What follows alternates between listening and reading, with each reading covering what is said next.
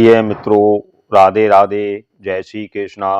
आज से हम ग्रहों की एक नई सीरीज स्टार्ट करने वाले हैं। इसमें हम सभी ग्रहों के गुण, स्वरूप, प्रकृति, कारकत्व आदि के बारे में जानेंगे। नक्षत्रों की जो सीरीज चल रही है वो लगभग खत्म होने वाली है। यदि आप नक्षत्रों से संबंधित जानकारी प्राप्त करना चाहते हैं तो आप नक्षत्र और ज्योतिष वाली प्लेलिस्ट को देख सकते हैं। आइए शुरू करते हैं आज का अपना यह कार्यक्रम। आज का जो हमारा ग्रह रहने वाला है वह है सूर्य। सूर्य और चंद्रमा को हम अपनी आँखों से देख सकते हैं। इसके अलावा जो अन्य ग्रह हैं वह हमें दिखाई नहीं देते। इसलिए जो लोग कहते हैं कि ग्रहों का हमारे जीवन पर कोई प्रभाव नहीं पड़ता, वो सूर्य और चंद्रमा को देखकर यह समझ पाएंगे कि ग्रहों का समस्त जीवों के ऊपर प्रभाव पड़ता है। आइए सबसे पहले हम जैसा सूर्य के बारे में सामान्य रूप से पढ़ते और जानते आए हैं उसे समझते हैं।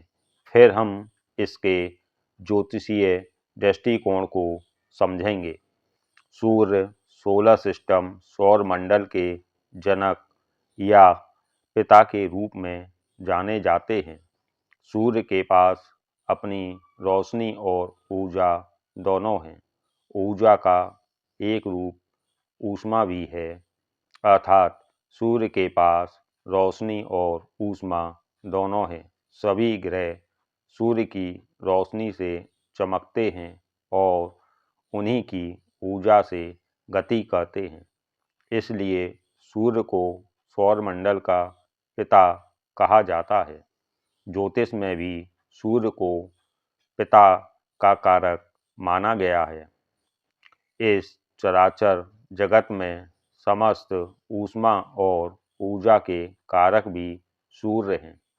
पाराशर होराशास्त्र में महर्षि पाराशर जी ने भी समस्त चराचर जगत की उत्पत्ति का कारण सूर्य को ही माना है, क्योंकि सूर्य के बिना इस सृष्टि की कल्पना भी नहीं की जा सकती।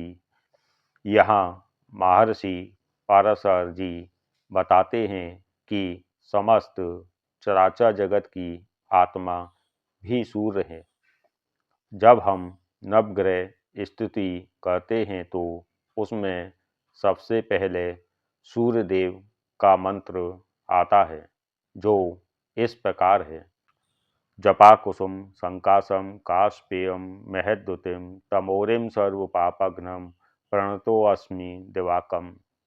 अर्थात सूर्य देव गुड़हल के फूल के भांति हैं, कश्यप ऋषि की संतान हैं, समस्त पापों को दूर करने वाले हैं। सबसे महत्वपूर्ण तमोरिम सर्व पापघ्नम, ये जो शब्द आया है वह बताता है कि जीवन के अंदर जो भी अंधकार पाप हैं वह सूर्य की उपासना से दूर किया जा सकता है, या ये कहें कि उसे सूर्य ही दूर कर सकते हैं। जिस प्रकार सूर्य के उदय के साथ ही समस्त सृष्टि का अंधकार दूर हो जाता है। हालांकि सूर्य कभी भी अस्त नहीं होते, वह अस्त होते प्रतीत होते हैं, क्योंकि वह एक जगह अस्त हो रहे होते हैं तो दूसरी ओर उदय हो रहे होते हैं।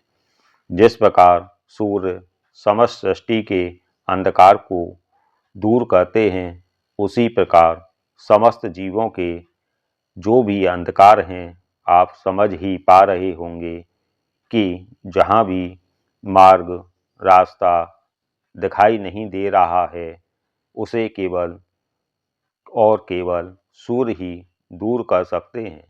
इस प्रकार हमने जाना कि सूर्य पिता, आत्मा, उत्पत्ति, ऊष्मा आदि के कारक हैं।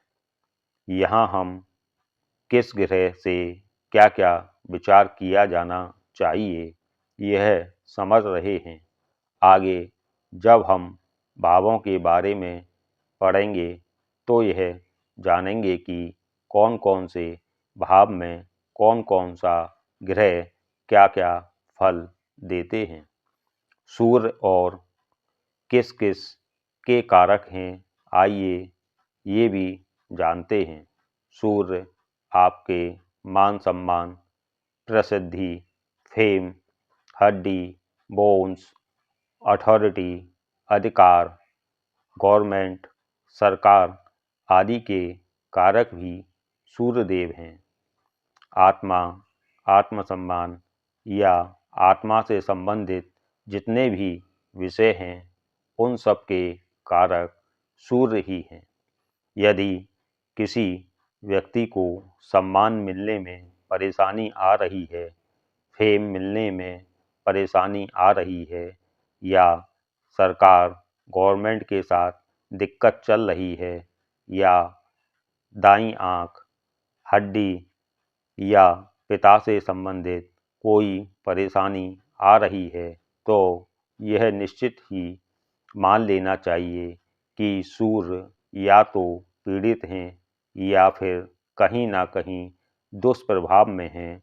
यह परेशानी केवल और केवल सूर्य के उपाय से ही दूर किए जा सकती हैं। आइए अब सूर्य के तत्व को जानते हैं। सूर्य अग्नि तत्व हैं। समस्त अग्नि के कारक सूर्य देव ही हैं। सूर्य सतोगुणी हैं, इसका मतलब यह है कि सूर्य के अंदर सत्वगुण विराजमान है। गुण 3 प्रकार के होते हैं, जैसा कि आप सभी लोग जानते हैं, सतोगुण, तमोगुण और रजोगुण। तो सूर्य के पास कौन सा गुण है? सतोगुण है। इसलिए जो भी सूर्य को पाप ग्रह की श्रेणी में रखते हैं, वह सही नहीं है। सूर्य क्रूर ग्रह की श्रेणी में आते हैं, ना कि पाप ग्रह की श्रेणी में आते हैं। सूर्य और क्या हैं? सूर्य क्षत्रिय हैं। क्षत्रिय का क्या काम होता है, आप सभी लोग जानते हैं। व्यक्ति या समाज की रक्षा करना। जिस प्रकार एक राजा अपनी प्रजा की देखभाल करता है, उसका पालन पोषण करता है, तब उसको सत्व गुण की आवश्यकता होती है। परंतु जब राजा अपनी सीमा का विस्तार करता है, युद्ध भूमि में जाता है, तो उसे क्रूर होना पड़ता है, नहीं तो वह अपनी सीमा का विस्तार नहीं कर पाएगा। परंतु सूर्य क्षत्रिय होने के साथ साथ सतोगुण से युक्त हैं। वह युद्ध भूमि में क्रूरता तो दिखाते हैं, परंतु सतगुण को नहीं छोड़ते हैं। इसलिए सूर्य को श्रेष्ठ क्षत्रिय कहा जाता है। दोस्तों, अंत में हम सूर्य के समस्त कारकत्व को एक बार और समझ लेते हैं, जान लेते हैं कि सूर्य से किस किस बात का विचार किया जाना चाहिए। सूर्य से पिता, आत्मा, आत्मसम्मान, प्रसिद्धि, फेम, हड्डी, बोन्स, राइट आई, दाई आँख, अथॉरिटी, अधिकार, गवर्नमेंट, सरकार आदि का विचार किया जाना चाहिए। इसलिए जिन व्यक्तियों को इनसे संबंधित परेशानी आ रही हैं, उन्हें अपनी कुंडली के अनुसार सूर्य देव की उपासना करनी चाहिए। आशा करता हूँ कि आप सूर्य को अच्छी तरह से समझ पाए होंगे। आपका दिन मंगलमय हो। राधे राधे। जय श्री कृष्णा।